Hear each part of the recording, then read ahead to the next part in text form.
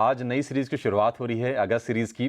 बताइए, नई सीरीज के लिए आपका शेयर कौन सा होगा?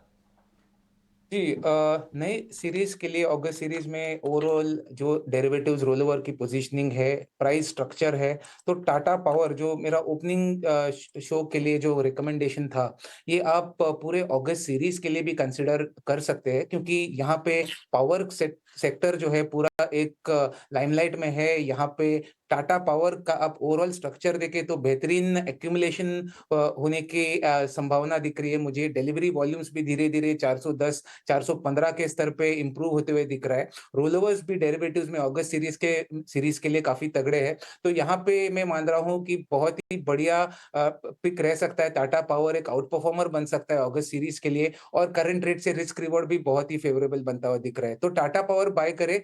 सेम रिकमेंडेशन रहेगा जो जैसे मैंने मॉर्निंग शो में दिया, 447 461, ये दो टारगेट के साथ आप वर्क कर सकते हैं। वो 460 के पास ब्रेकआउट है, वो भी चल गया तो 485 490 तक भी दिख सकता है। तो ओवरऑल बहुत ही स्ट्रांग प्राइस स्ट्रक्चर होने के चलते टाटा पावर अगस्त सीरीज के लिए बाय करने की राय रखूंगा।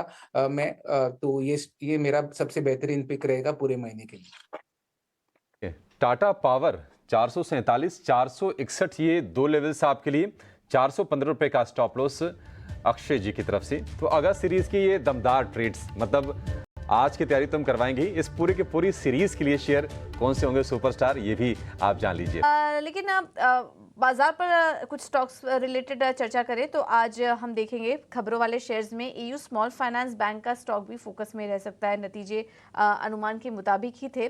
कल बाजार के दौरान ही नतीजे आए, स्टॉक में काफ़ी फ्लैट कारोबार देखने को मिला। लेकिन आज क्या रणनीति होनी चाहिए खबरों के चलते, ये एक बार समझ लेते हैं, क्योंकि खबर ये भी आई है कि बोर्ड से यूनिवर्सल बैंक बनने के लिए भी मंजूरी मिल चुकी है। पॉजिटिव खबर है कंपनी के लिए। लेकिन कल हमने देखा बाजार बंद होने के बाद नतीजे आने के बाद 4% तक की गिरावट इस स्टॉक में देखने को मिली। Santosh ji, AU small finance bank में क्या करना चाहिए? नतीजों पर तो रिएक्शन मिला, लेकिन आज ये खबर भी आ गई है स्टॉक से रिलेटेड, तो क्या करना चाहिए जिन ट्रेडर्स के पास ऑलरेडी हैं? क्या किस तरीके से ट्रेड लें एयू स्मॉल फाइनेंस बैंक में? कुछ इसका स्ट्रक्चर वीक है। हालांकि मेरी नज़र रहेगी 624 624 के लेवल पर, जो इसका 100 डे मूविंग एवरेज भी है और प्रीवियस स्विंग लो भी है।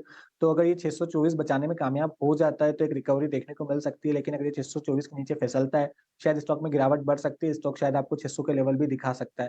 तो वॉच कीजिए लेवल को, आपके पास है तो 624 के नीचे का स्टॉप लॉस लगा के रखिए।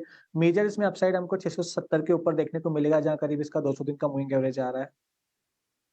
कि होल्ड करने की सलाह है 670 के ऊपर। इसमें बड़े अपसाइड की उम्मीद करनी चाहिए, यानी यहाँ से 40 रुपए और ऊपर।